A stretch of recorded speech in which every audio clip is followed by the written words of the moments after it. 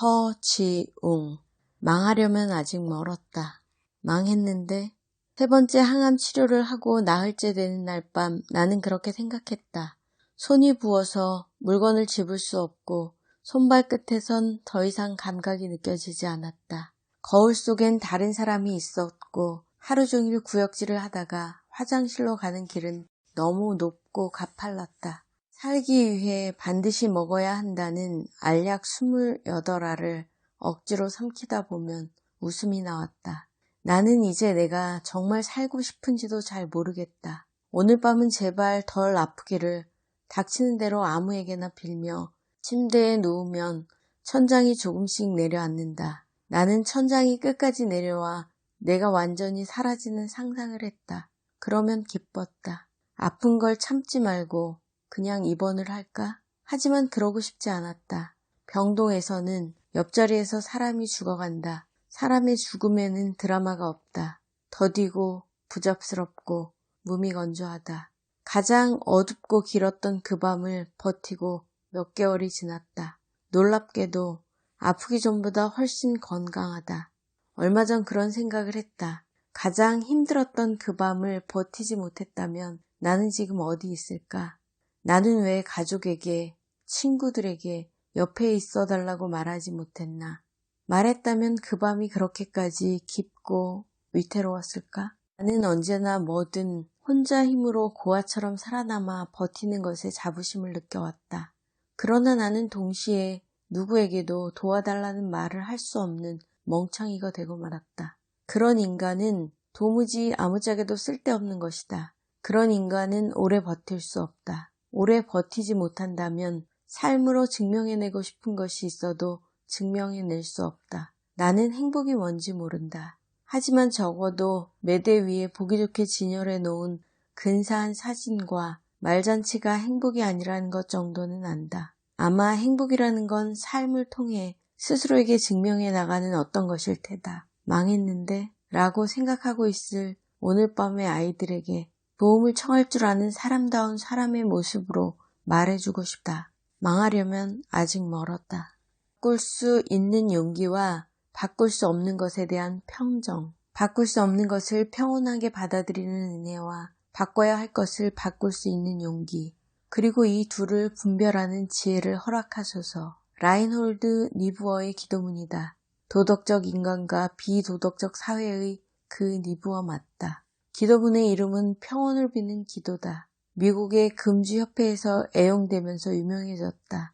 아마 이 기도문을 아는 사람도 다른 버전으로 기억하는 이들이 많을 테다. 금주협회를 통해 다양한 버전이 양상되었기 때문이다. 이 기도문이 금주협회에서 애용된 이유에 관해선 알코올 중독자가 가장 잘 알 것이다. 알코올 중독만큼 이 기도문이 성찰하고 있는 지혜에 공감할 수 있는 사람은 없다. 10년 전 술 문제를 겪었던 나 또한 그랬다. 바꿀 수 없는 것을 평온하게 받아들이는 은혜. 중독자들은 알코올 중독이 삶의 초래한 불행과 그 결과를 결코 바꿀 수 없다. 그러므로 적어도 평온하게 받아들일 수 있어야 한다. 바꿔야 할 것을 바꿀 수 없는 용기. 더 이상 술에 의존하지 않겠다는 것. 즉, 바꿔야 할 것을 바꿀 수 있는 용기를 실천할 수 있어야 한다. 그리고 이 둘을 분별하는 지혜를 허락하소서. 음주가 가져온 삶의 비극을 인정하고 받아들이는 태도가 자칫 중독을 다시 내 삶으로 끌어들이는 변명이 되지 않도록 분별력을 잃지 않아야 한다. 그러므로 지혜가 필요하다. 더 이상 기독교인이 아님에도 불구하고 이 기도문은 내게 위안을 주었다. 아닌 게 아니라 내가 성서를 너무 자주 인용한다는 지적이 있었는데 그건 중세 이후 인류가 만들어낸 가장 빼어난 지혜들이 기독교를 인용하거나 부정하거나 극복하기 위해 쓰여졌기 때문에 어쩔 수 없는 일이다.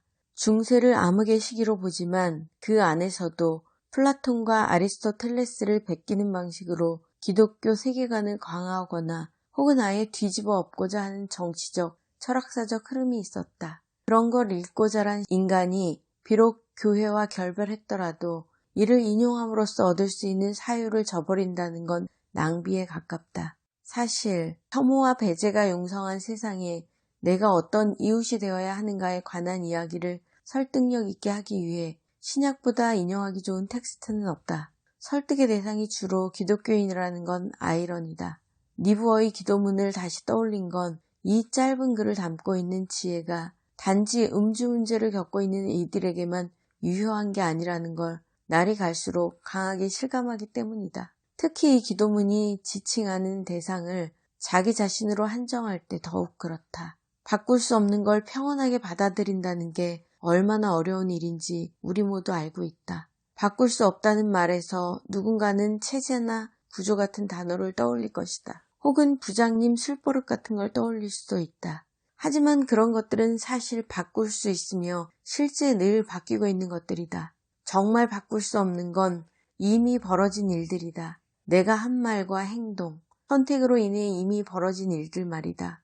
이미 벌어진 일에 마음이 묶여 신음하는 소리를 들어보라. 얼마나 참담한가. 벌어진 일을 인정하고 받아들이는 게 쉬운 일이라면 그토록 많은 시간여행 이야기들은 결코 사랑받지 못했을 것이다. 바꿀 수 없는 것이 존재한다는 건 인간이 겪을 수 있는 가장 큰 고통 가운데 하나다. 그러나 끝내 받아들이지 못하거나 너무 늦게 인정하면 삶이 파국으로 빠지는 걸 막을 수 없다. 오스카 와일드의 경우를 보자. 1890년대는 오스카 와일드의 해였다. 세계를 누비며 미학 강연을 했고 대중의 관심과 사랑은 꺼질 줄 몰랐다.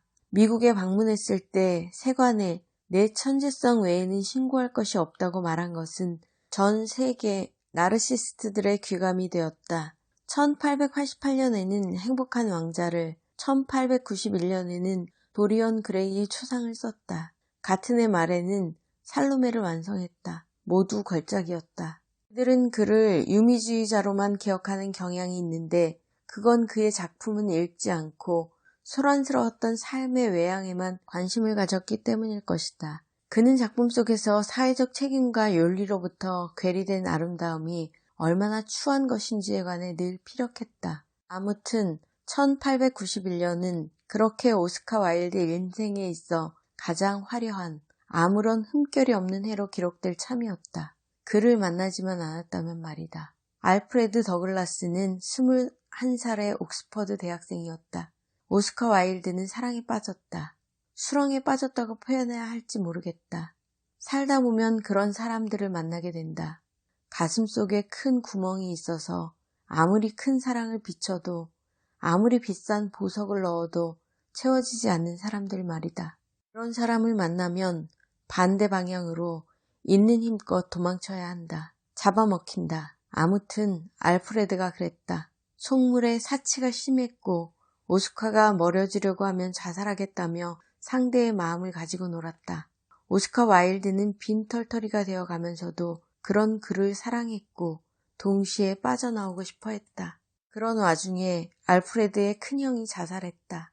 동성애 관계가 발각된 것에 따른 두려움 탓이었다. 하필 상대가 당시 총리였기 때문에 이는 정치적 스캔들이기도 했다. 덮을 게 필요했다. 아버지 퀸즈베리 후작은 막내마저 동성애 문제로 이룰 수는 없다는 표면적 이유를 들어 당대의 슈퍼스타 오스카 와일드를 동성애 혐의로 고발했다. 알프레드는 사이가 좋지 않은 아버지를 공격하기 위해 오스카를 이용했다. 알프레드에게 설득당한 오스카 와일드는 퀸즈베리 후작을 맞고소했다. 훗날 퀸즈베리 재판으로 알려진 이 송사에서 오스카 와일드는 패소했다. 대중이 스타의 탄생보다 좋아하는 건 스타의 몰락이다. 영국의 모든 극장과 서점에서 오스카 와일드의 흔적이 지워졌다. 시내에선 그의 패배를 축하하는 파티가 열렸다. 그는 파산했고 2년 동안 수감되어 중노동에 시달렸다.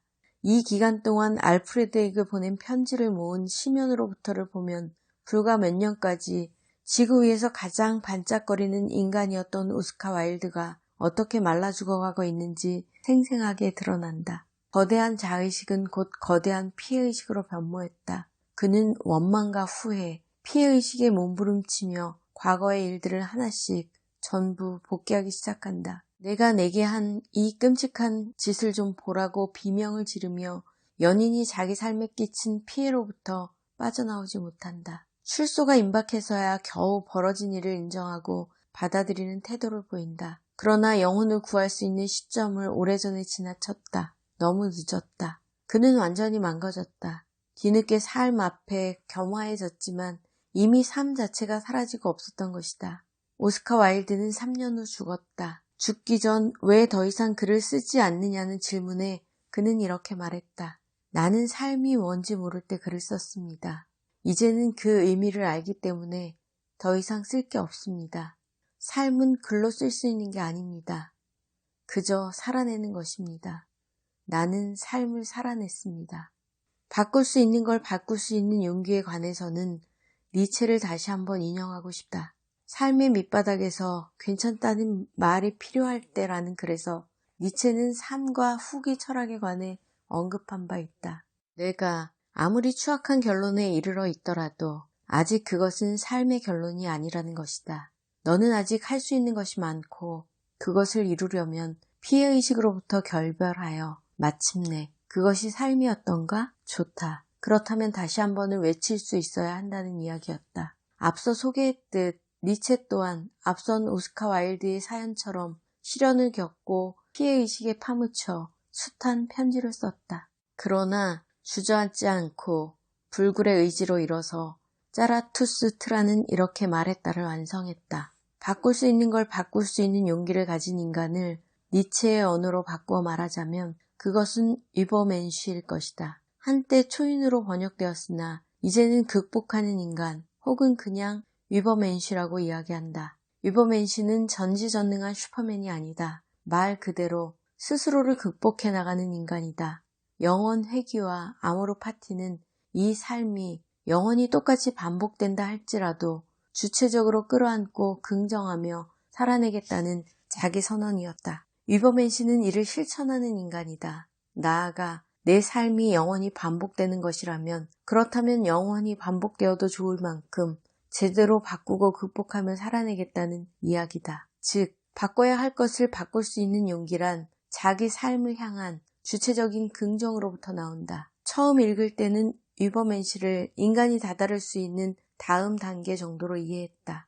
오랜 세월 몇 번 되풀이해 읽다 보니 위버맨시라는 단계가 아닌 태도에 붙여지는 이름이 아닐까 싶어졌다. 고통마저 긍정하고 사랑하며 운명을 바꾸어 나가는 삶이란 단 한 번의 각성이 아닌 끊임없는 다짐과 실천을 통해서만 가능하기 때문이다. 광장에서 마부에게 학대당하고 있던 말을 부둥켜 안고 울부짖다 쓰러진 뒤 완전히 미쳐버린 니체의 마지막을 떠올릴 때마다 그래서 더욱 눈물이 난다. 아마도 평생 동안 마부에게 채찍으로 맞아왔을 말을 보고 그는 무엇을 떠올렸을까? 그런 삶조차 긍정하고 주체적으로 살아내야 한다는 게 얼마나 슬픈 일인지에 관해 생각하며 그는 대신 맞아주기 위해 말을 감싸 안았을 것이다. 울다가 혼절하고 미쳐버린 것이다. 영원 회귀고 아모르 파티고 위버맨시고 그냥 아무 말이나 떠들어댔던 게 아니라 그 길에 이르는 처연함에 관해 누구보다 예민하게 공감하고 있었던 것이다.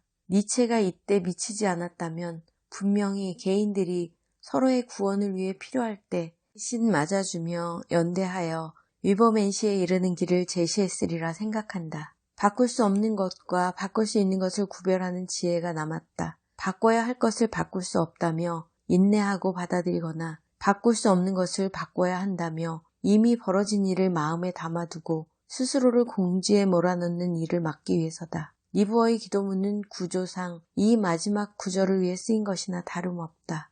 리브어는 그러므로 신에게 매일 기도하는 자세가 필요하다고 대답할 것이다. 나는 끊임없이 생각, 사고를 해야만 한다고 말하고 싶다. 데카르트가 방법 서술에서 문제를 확인하기 위해 필요하다고 했고 한나 아렌트가 예루살렘의 아이히만에서 악이 평범한 것은 사고를 허용하지 않기 때문이라며 강조했던 바로 그 생각, 사고 말이다. 시키는 대로 주어진 대로 혹은 우리 편이 하라는 대로 따르는 게 아니라 계속해서 생각하고 의심하고 고민하는 태도만이 오직 바꿀 수 없는 것과 바꿔야 할 것을 구별할 수 있는 밝은 눈으로 이어진다. 이 글이 단 한 명의 독자라도 그런 밝은 눈을 가질 수 있도록 이끌 수 있다면 정말 기쁠 것이다.